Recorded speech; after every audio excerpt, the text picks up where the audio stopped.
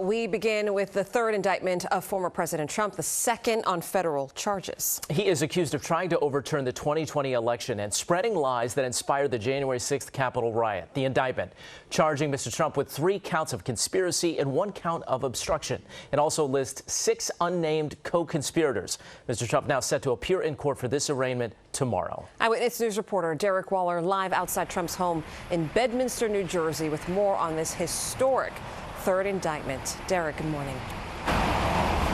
And Charlene, Mike, it's believed that one of those co-conspirators is actually Rudy Giuliani, and that court date is set for Thursday at 4 o'clock in Washington, D.C. Former President Donald Trump, the only person actually named in that indictment. He remains at his Bedminster Golf Club this morning. Sources telling ABC News he's been playing golf and working the phones, awaiting that historic news. Former President Donald Trump criminally charged once again, accused of conspiring to overturn the results of the 2020 election he lost to Joe Biden. Trump indicted on 4 federal felony charges: conspiracy to defraud the United States, conspiracy to obstruct an official proceeding, obstruction of and an attempt to obstruct an official proceeding, and conspiracy against people's civil rights. The attack on our nation's capital on January 6th, 2021 was an unprecedented assault on the seat of American democracy.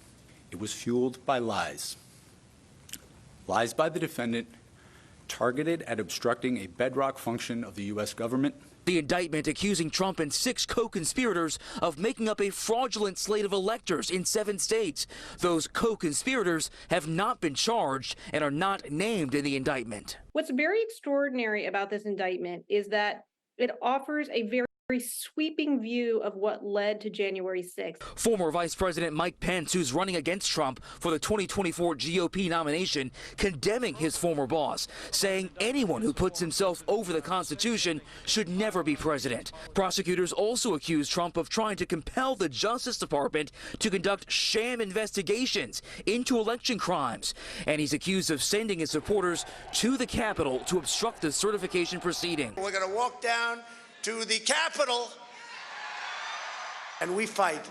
The former president reacting, calling these charges ridiculous, telling ABC News he believes he will still defeat Biden. Trump's lawyer telling Fox News. We will relitigate every single issue in the 2020 election in the context of this litigation.